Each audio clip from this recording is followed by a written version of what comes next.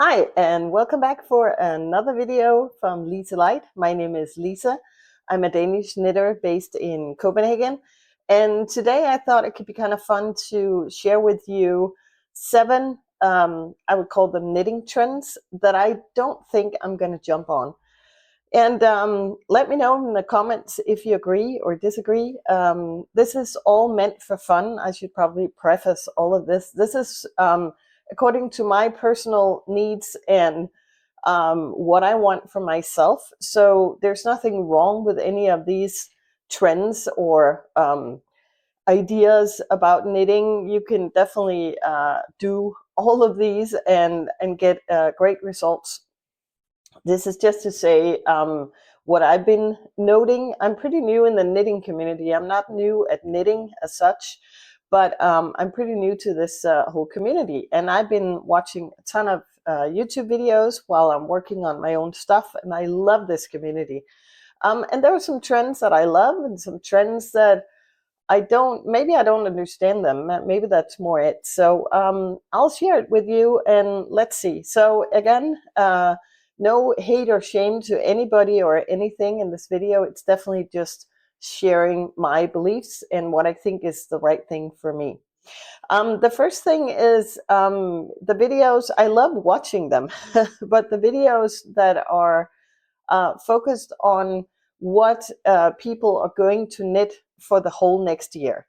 So all my knitting plans for 25, for example. I don't see myself making a video like that for several reasons. So again, I love watching them. I think it's very inspiring to see what people have planned. I think what it does to me is almost turning my knitting, which is a hobby for me, into work in a way. It becomes almost like a challenge somehow.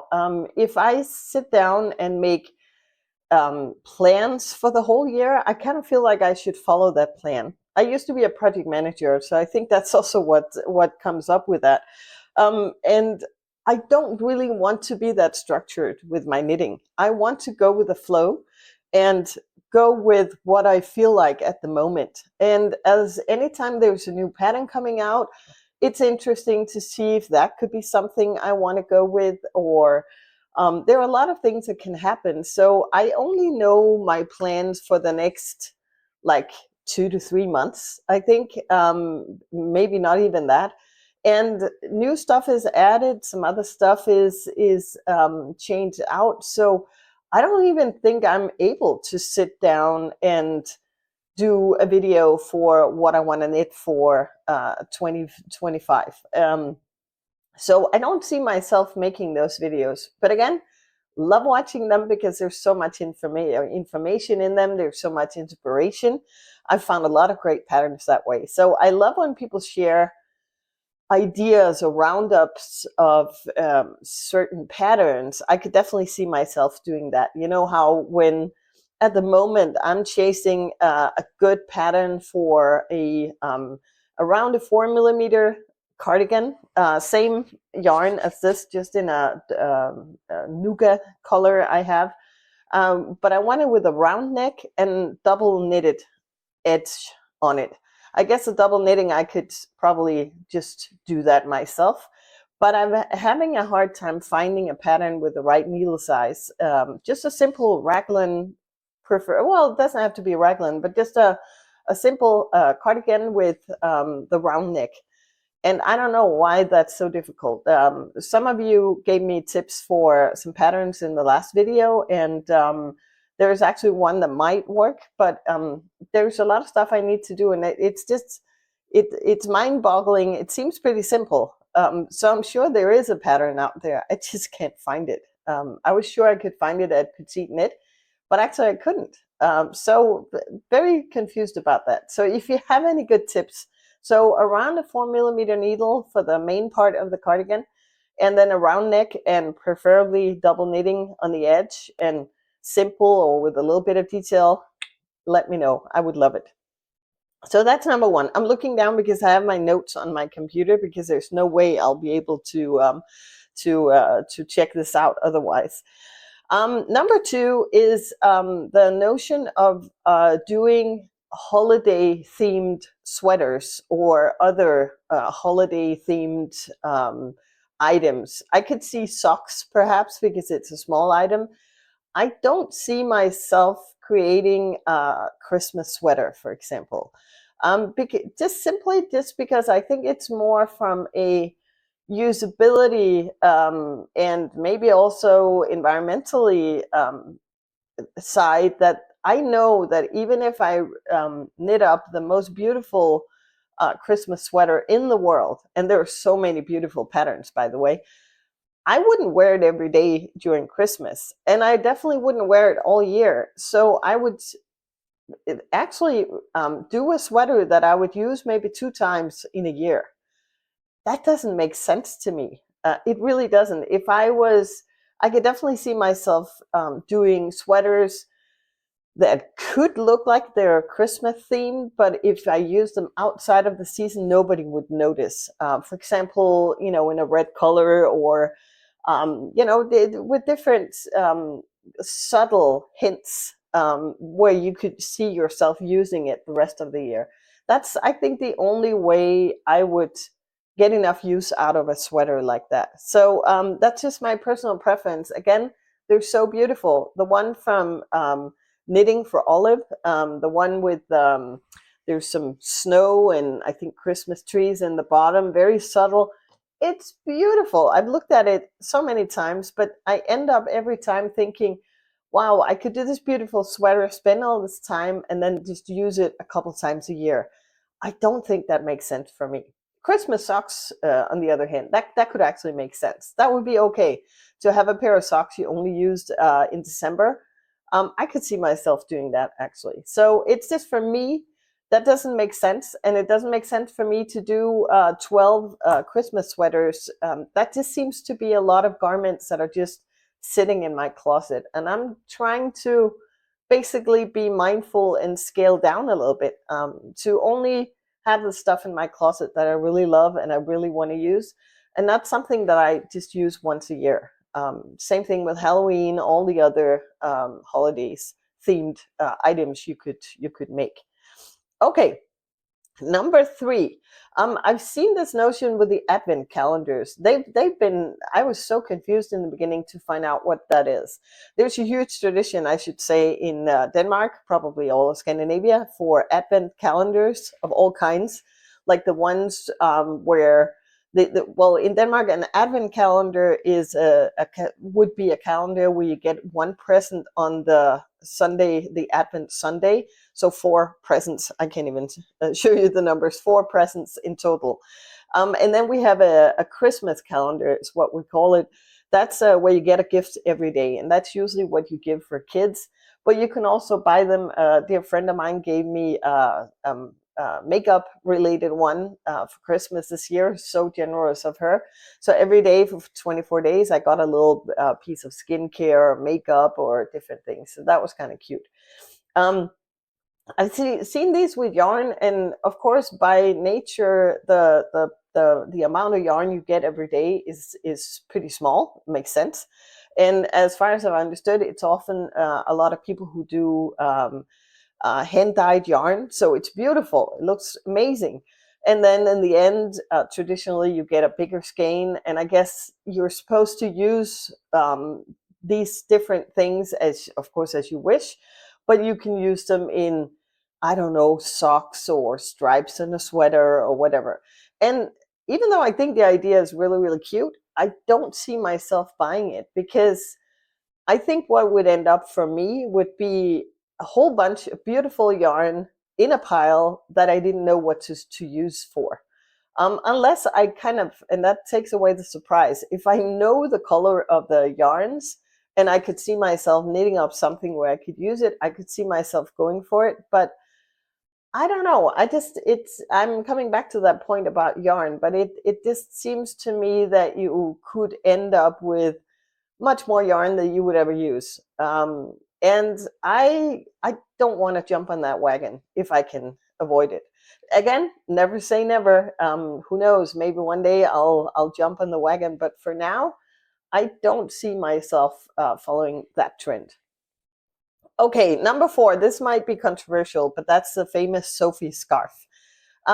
This is funny, I think, because I saw somebody here on YouTube mentioning that she had heard that like every 5 person in Copenhagen is wearing a Sophie scarf. I live in Copenhagen. I live a little bit outside, well, not outside, but not in the smack in the center of Copenhagen, but I work in the center of Copenhagen. So I'm biking back and forth every day. So I see a lot of people. I wouldn't say every 5 people, but of course, I've seen them around. And maybe this is just me. When I see somebody with a Sophie scarf, if it's somebody I'm close to, I sometimes ask, "Oh, so you're a knitter too?" It was almost like a secret handshake, I guess. And most of the times I've done that, the person says, "Oh no, it's a gift from a friend who's knitting." And I have this idea that the Sophie scarf is a huge gift thing. For me, the reason I'm not eager to jump on the Sophie scarf wagon is I don't really use little scarves like that. I mean, for me, it's not practical. I never feel, if I feel cold around my neck, I want a huge old like scarf to keep me warm because I'm outside and it's windy. And this little thing is not going to do anything for me. And just walking around in my house and going about my day, I never feel like I need something around my neck. So I think, and I know you could say, well, it doesn't matter, but for me, stuff needs to be a little bit functional. And I just couldn't see myself using it every day. I'm pretty sure if I made it, I would love the look of it and think it's really cute, try to style it a couple times, and it would end up in the basket where I keep my gloves and hats and that sort of stuff. So I don't see myself actually doing it. And there's another thing when we talk about it. I love the patterns from Petite Knit. You've seen me use a lot of them in my previous videos if you've seen that. But I think it's interesting to me because before I started knitting or before I started following the knitting world on YouTube and watching all the videos, I don't even think I knew who Petite Knit was. And I don't think the average person in Denmark, even the fashion conscious women, I don't think a lot of them know if they're not knitting or they don't have a friend who is gifting them knits from Petite Knit. I don't think they have any idea who she is. And that's so interesting to me. Also, I had no idea before I started watching all the videos that Denmark was a thing in the knitting world at all. I mean, I didn't know. I didn't know that that all the different, the Isea yarn, the Holst yarn, all this stuff. I had no idea that that was a big thing. So it's so interesting that you can have this subculture where something is huge and a trend and whatnot, and everybody else is completely unaware. So I thought that was interesting, but I don't see myself knitting the Sophie scarf. Well, the exception would be if I had somebody close to me who just was dying to get one. I could definitely see myself knitting it as a gift, but for myself, I don't think so. So let me know if what your thoughts are on the Sophie scarf, because it does seem to be a very loved pattern. So no hate or shame, but I don't think it's something that I would get any use for. So that out of the way, the next one is multicolor sweaters. I've seen all these beautiful patterns, and I'm definitely this is two-sided because I want to learn how to do multicolor, different types of different types of knitting, the techniques in it and how you do it, because I haven't really done that. Of course, doing stripes, but I mean like real color work, with all the different techniques and catching your floats and all this stuff. And I have no idea how to do that. So it intimidates me a little bit. But then also I see these very elaborate sweaters with like 3, 4, 5 different colors.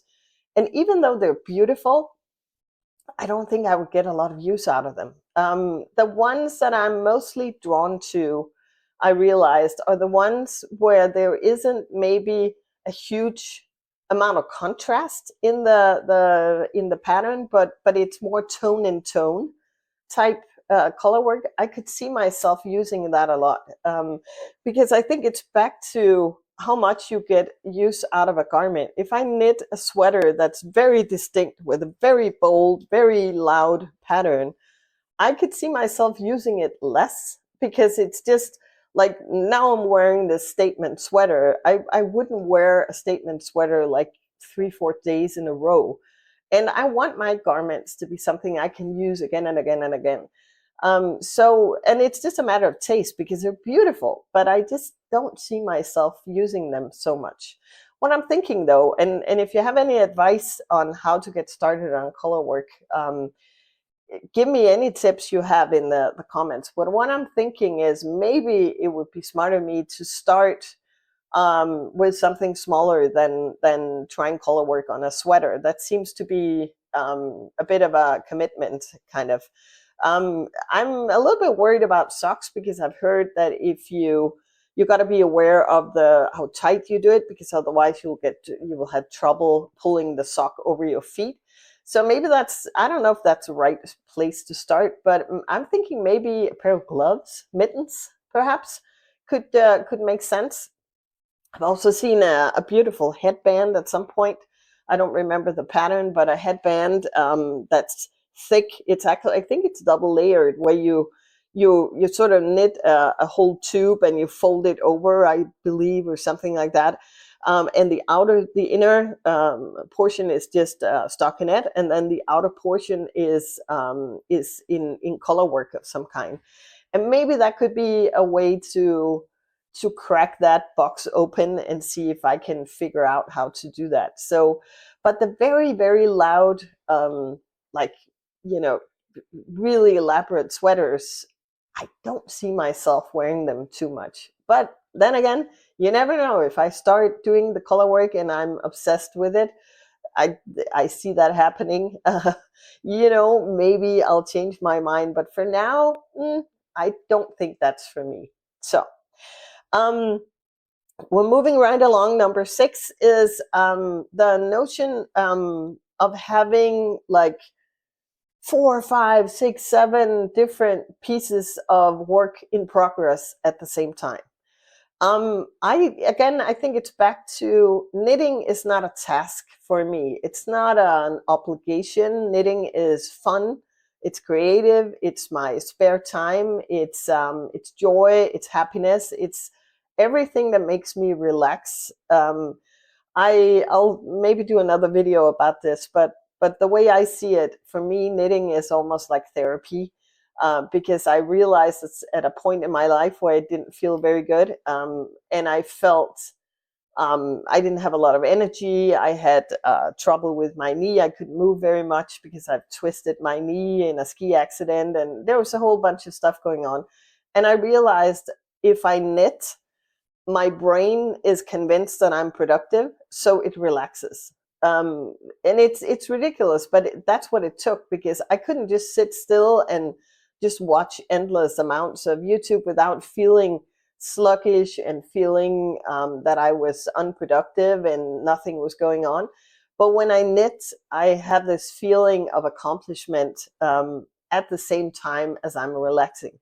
So that's why knitting is so important to me. It's a passion for me, and I feel like if I had like 7 different like plans on the go, I mean, that's putting stress on myself instead of making it fun and relaxing.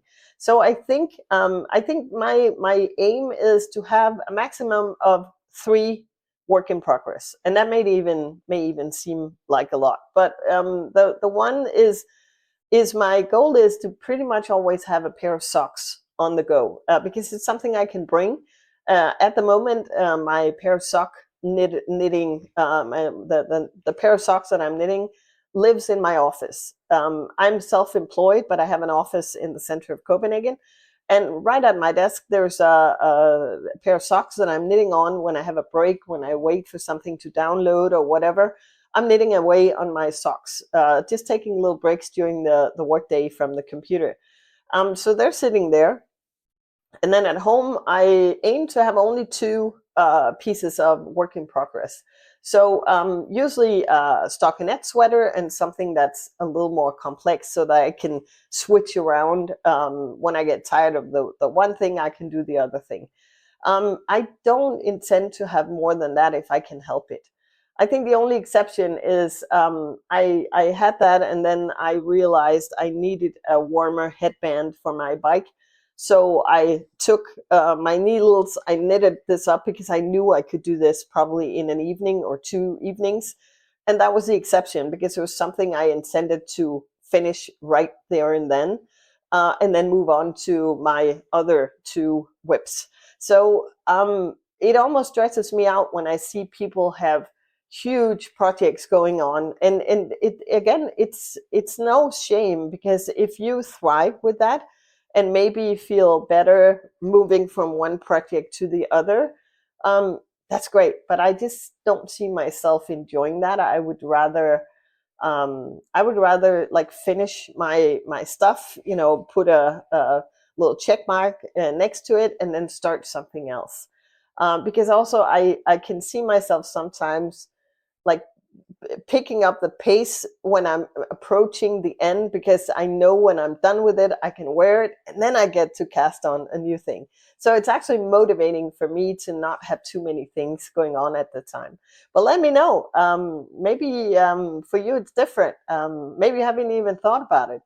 I'm interested because it's just some thoughts I have made just watching what everybody else does. And then the last thing, number 7, it's just as much a note to myself, an intention for this year. And that's buying too much yarn without having a firm set plan for the yarn. I think I'm falling into that trap, and I think we all do, because you follow a yarn store where you love their yarn or yarn company, and they have a sale, and then you jump on the wagon and you're like, oh my God, this is so beautiful and it's reduced, and oh my God, I gotta have this. I can't live without this yarn. And my intention is not to make my yarn stash enormous. I know it's all different. If you knit for a living, I totally see you need to have a huge yarn stash because it's like you've got to have something to choose from. I totally get that. For me, it just becomes overwhelming. So at the moment, I'm actually working on trying to figure out how to use what I have. I have at the moment two. I can't completely fit everything into it, but more or less two plastic containers with the yarn that I have in stash. Um, and my aim is that when they're right now they're pretty full, and one is I don't know if it counts because it's full of like one skeins of this and one skein of that doesn't really go together that well. I am trying to dig into that once in a while to see if I can empty that out. And the other one is more full of stuff that where there was enough quantity for a whole sweater or a cardigan or something like that. And I'm definitely trying to empty out the one with all the yarn because I don't want to start buying even more, even more, even more in a stash so that it becomes completely overwhelming. Because it's again, I've tried it before, I've done it, and I buy stuff and I even forget why the heck I bought it because my plans may have changed. And there's always a sale. That's the thing. I think I need to let me know if I'm alone with that. I need to tell myself not to panic when there's a sale on yarn because there's always a sale coming up. And even though sometimes the offer is too good to resist, that's fine. But a lot of times, maybe it's not so important to just jump on it because even if you got 10 skeins of yarn reduced, if you don't know what to use it for, what exactly did you save? You just ended up with stuff that's just taking up room and maybe weighing you down because you have too much stuff. So those are my points on the yarn shopping. So I'm interested to hear what your thoughts are. If you want to share in the comments, that I would appreciate that.